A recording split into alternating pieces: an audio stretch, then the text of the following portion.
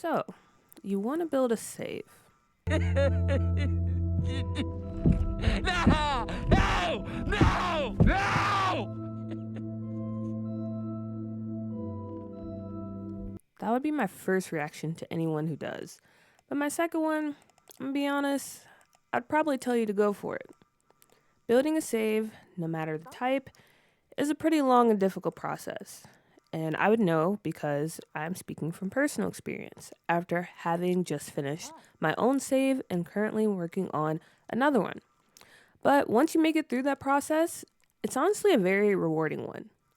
After building my own save, there's a lot I learned throughout that process. Not to say I'm an expert, because yeah, while I have had some successes, there's also been failures and slip ups, and I want to make a little guide for those of you out there feeling brave enough to build a save. So I thought, why not share the little bit of knowledge I've gained through this process with you all? So that's what we're going to be getting into for these next few episodes.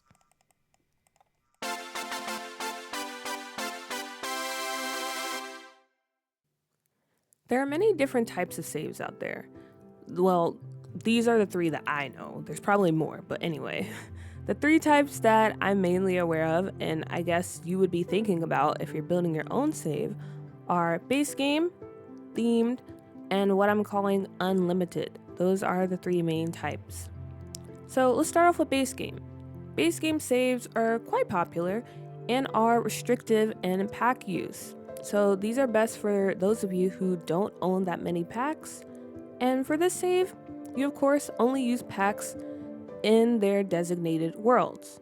So for example, base game packs can be used in any world since they're, base game. That's what everyone has. But if you decided to add more packs to your game, for example, if you wanted to make a save using Get Famous and the City Living packs, you would only use Get Famous items and gameplay plus base game in Del Sol Valley, because that's where the restriction part comes in. And same if you were to do City Living, you would just use the items from those pack and base game in San Myshuno. So that is how the base game saves work. The next type of save, and also pretty popular, is the more unrestricted or unlimited save files. These saves utilize all aspects of the game and doesn't place any limits on pack use. My save, for example, the doo-doo save file, is this type of save. It is perfect for the Sims or Simmers that have all the packs or just want to build a save that uses all the packs they have, and that is what I did with doo-doo. That save uses all the packs that I own, so it's best for those who own, again, a lot of packs, because there's no restrictions. You can use any packs anywhere you want. You don't have to worry about limiting yourself. And then the last type of save, and probably the least common one, are theme saves. So theme saves are pretty self-explanatory. They're saves that follow a specific style or theme. So for example, maybe you want to make a medieval save or a 90s inspired one, or a save even based off of a real life town or country. Then you would just basically use items to help really give the save that feel of the theme you're going for, whether it be using items in the game or downloading CC. So these saves take a lot of work, and therefore that's why they're pretty uncommon, but they are pretty fun to build and play in. So these are the three main types of saves, again, that I'm aware of. There's probably more. You probably call them by different names, but this is my video, so we're just gonna go with that. There's also the factor of CC. So if you're deciding to build a save, that's something you also have to think about. Is this going to be a vanilla save, which vanilla means no CC or mods, just a plain game that only utilizes the items that actually come with the game? Or is this going to be a CC filled save? So that is something you have to decide. But yeah, pretty much those are the things you need to think about when it comes to preparing for building your own save.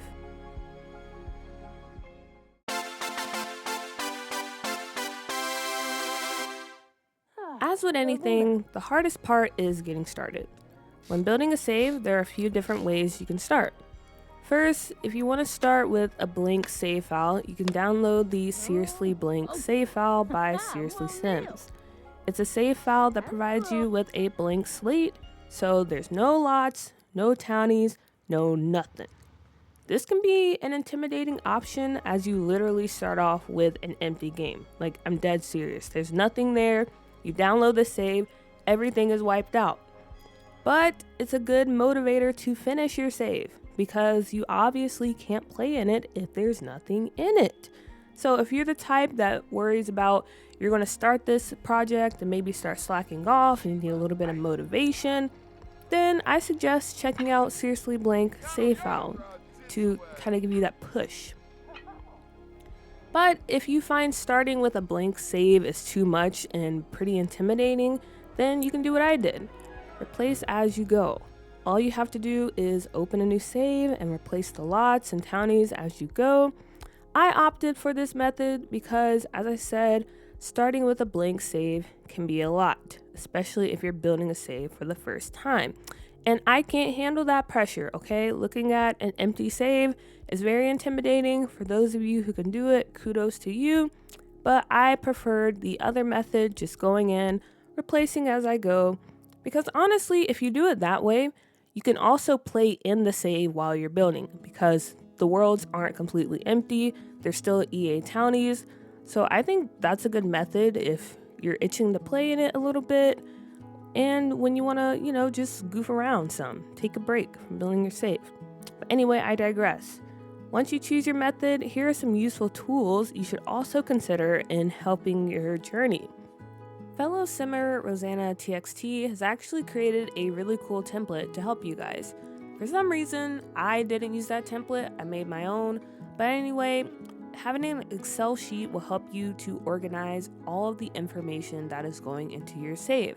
So you can plan out your lots, residential, community, have it organized, know how many things you plan on including.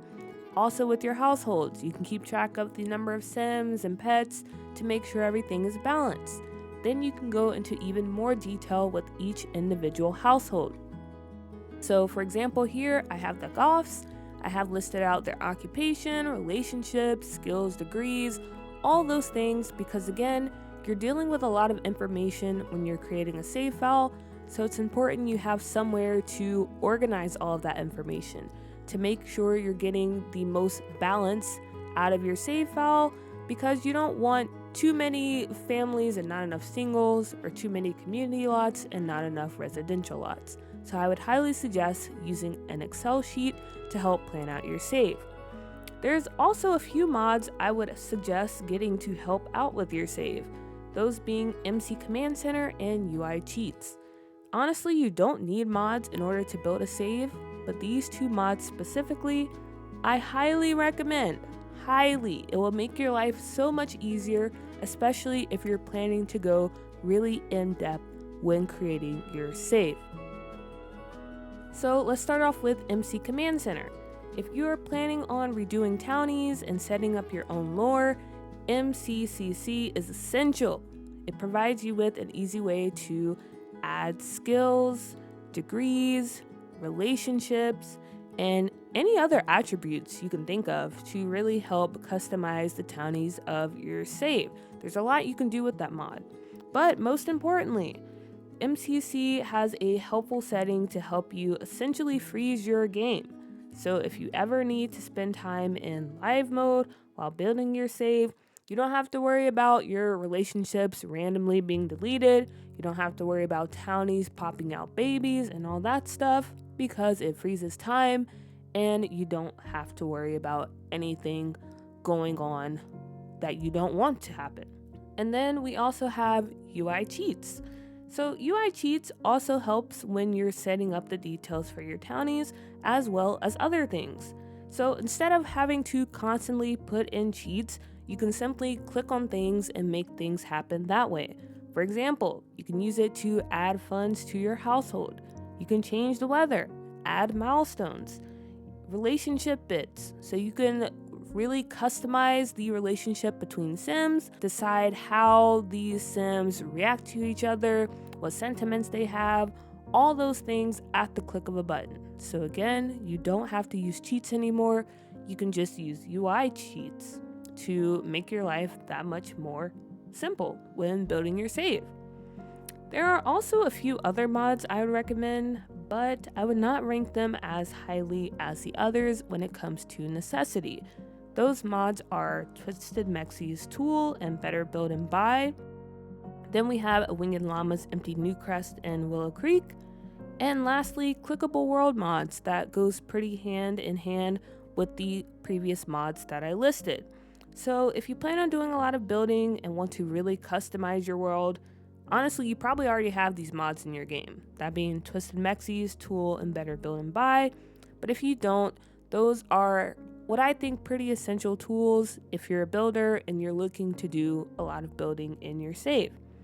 For those of you who miss the days of Sims 3 Creative World, A Winged Llama has created a mod that completely wipes out Newcrest and Willow Creek. Therefore, it's called Empty Newcrest and Willow Creek. So that will help in really customizing your save and making it look the way you want it to. And last but not least, clickable worlds. So again, if you're going to use A Winged Llama's Empty Newcrest and Willow Creek and start off with an empty world, you're going to need clickable worlds, because that's really the only way you can add in items using Tool to really customize the world you are building.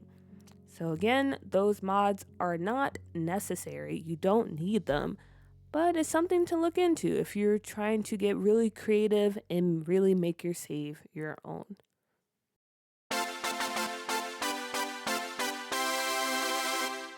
Now we're going to talk about finding inspiration for your save file. So whether you're just redoing one world for a legacy save or doing a complete overhaul of all the worlds, one of the most difficult things is figuring out what look you want to go for. So yeah, maybe you're just building the save just for like no rhyme or reason, and you're like, why do I have to think about inspo? Why do I have to think about how it looks? Blah, blah, blah, blah, blah. It's just The Sims. But trust me, if you actually try to think of like some type of style or theme for your world, it will make your save that much better. So I'm not saying you have to, but I strongly suggest that you take some time to look for inspo. And to help with that, I would suggest, going off of the set dressing that the Sims team has given to the world. So for example, Willow Creek is supposed to be New Orleans inspired, or New Orleans. Knowing that, I wanted to model all the builds in that world after the architectural style you might see in NOLA. And again, this is just what I found easiest. You don't have to follow this direction, but I suggest it. So going off of the style of EA, with that game plan, I pulled out my most treasured tool when building a save. Drumroll, please. Pinterest. Pinterest. Whether you love it or hate it, I know it's kind of controversial now, with like the timelines being flooded with AI, blah, blah, blah, blah, blah.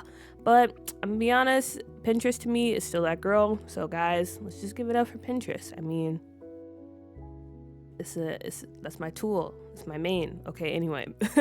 You can find so many inspiration picks for the style you're after and organize them in a tidy little board. So basically a mood board for your save. You can also add photos from off-site such as Google, or I don't know, wherever else you get your pictures from, Bing maybe, if you're that type of person. Pinterest was such a godsend anyway when building Doodoo, and it really helped me fine-tune the aesthetic for each world to help me get that cohesive look to everything. And I think, again, that's important to have, and some of you think that's important too, because I've had some compliments about that.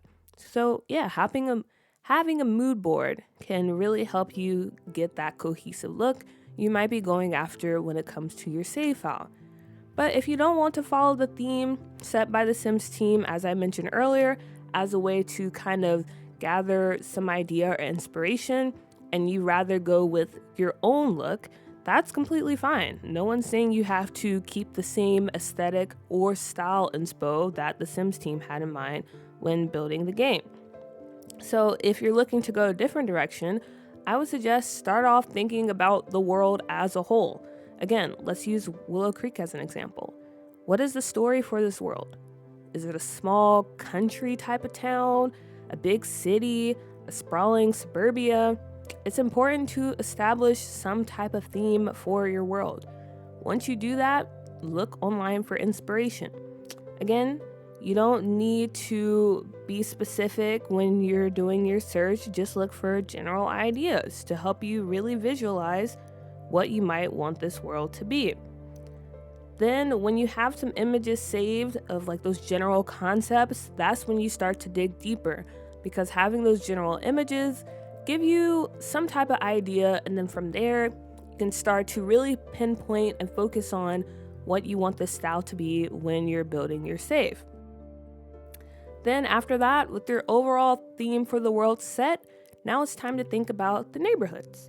So when building Doo-Doo, I mostly thought about the economic and social landscape of each neighborhood. Again, I'm going to use Willow Creek as an example because why not? That's a world everyone has, and it was just my favorite world to build in, to be honest. Willow Creek supremacy. Anyway, I wanted to keep this world NOLA inspired, so from there I divided up the neighborhoods based on economic status, which was easy as the worlds are usually divided in such a way. So if you're paying attention to the layout of the worlds, usually we have starter neighborhoods, we have kind of middle class neighborhoods, we have the upper scale neighborhoods, and then we have like the uber rich that usually has like 2 or 3 lots over there. And then also usually a little community section as well. This mostly applies to the base game worlds. I feel like it kind of changed over time. But anyway, back to the point. I divided them based on economic status. So for example, Foundry Cove is a starter neighborhood in Willow Creek, so I decided to keep it that way because I didn't really see a need to change it. So the Sims in Foundry Cove are barely making it by because again, I'm sticking to the fact that this is a starter neighborhood. The Sims here don't really have that much money. They're just getting started in their adult lives. So yeah, that's kind of the style and theme that I stuck with when it came to that neighborhood. And so with that in mind, of knowing the economic status of these Sims that were living there and that I wanted this to be New Orleans inspired, I started looking up inspiration pics that fit that style. So I looked into New Orleans neighborhoods that were more low income, and I also drew from my own experience because even though I'm not from NOLA, I am from the southern United States. I am from a, I guess, pretty lower class like neighborhood and background. So that's what I used to help me really pinpoint and build off of the style that I want to go for when it came to that neighborhood. And as I mentioned before, it also helps to think about the social landscape of the neighborhood as well. So what type of Sims do you picture living here? You don't need to come up with a book of lore. I'm not asking you to write like a whole story off based on the Sims that live in this neighborhood. You just need a general idea. Again, general idea is very important because that gives you something to build off of, and it's low stakes because no one's asking you to tell the Sims life story. We just want to have some idea of what type of Sims might live there. So for example, is this a family-friendly neighborhood? Is this place popular for young adults? So are there a lot of younger Sims living here? Or is it more for the elderly crowd? Is it populated by some questionable characters? Those are the type of questions that are important to think about because the Sims are what really make your neighborhoods come to life and feel unique. They are what's going to give this place character and really help everything come together and feel more, not realistic, but I guess more fleshed out. Yeah, that's the word we're going with. So when you're thinking about themes for each neighborhood, again, consider the economic and social landscape. I feel like those are 2 important factors to think about when you're trying to come up with the look and feel of the neighborhood, because if you look around you, you're usually able to pinpoint those things in real life when it comes to different neighborhoods, right? So that's just something to help you with there. And one thing I want to mention as well for this last section is it's okay if the theme varies from neighborhood to neighborhood. So the focus for this part has been just getting a cohesive put together style, but you don't have to do that. Again, it's your save. You can do whatever the heck you want, okay? I'm not here to say this is the rules, you need to follow it. I'm just giving some ideas. But again, if you want to go a different way, if you don't really care about that cohesive look, or if you're too worried about it, I just want to tell you it's fine, because in real life, that also happens too. You have neighborhoods that are just complete opposites of each other and that don't seem to have any connection when it comes to style or whatever it may be. But once you have those concrete ideas for each hood, even if it doesn't seem like they don't go together, it will help you better envision how they all connect and contribute to the overall look of the world. So that's why it's important to just kind of come up with some type of ideas or style you want to follow for each neighborhood individually. And then when you start thinking about the overall picture, you can kind of get a better idea of what this world really is, what you're trying to go for here based on what you've come up with for all of the neighborhoods. All right, so now we're coming to the end of our first episode. Woo! It only took us a few months after I announced making this video. Anyway, I hope this was helpful and gave you a better idea of how to prepare for a save. Because again, building a save is a big project to undertake, very intimidating, but it is a fun and rewarding one. And if you know how to start off with building a save, I promise it's not as bad as it seems. It's a really fun process, and if you want to actually do it, hopefully these tips will help you. I'm gonna keep that in because, it's realistic to have slip-ups. But anyway, I wouldn't be making these videos, I wouldn't be pushing out these tips if I didn't believe that people should try to venture into building a save file, that it's a fun process, because I'm working on a second save after finishing a first, so I must find some enjoyment out of it. Yeah, again, I hope this provides you with some helpful tips to help you get started. There's a lot of other videos out there as well, so I encourage you to check out other people's tips on building save files as well. I'm happy that you decided to take a look at mine. And anyway, in the next episode, we're going to talk about builds, because that's another important thing to think about when it comes to building a save. So builds, lots, how to plan them, how to do them, and most importantly, how to get the most functionality out of them. Because that's important, because if you're actually going to play this save, you want to make sure you have some lots that work and that really utilize the little amount of space we have in this game. So until then, I will see you guys next time, and I'm going to wave goodbye now. Bye. Thanks for watching.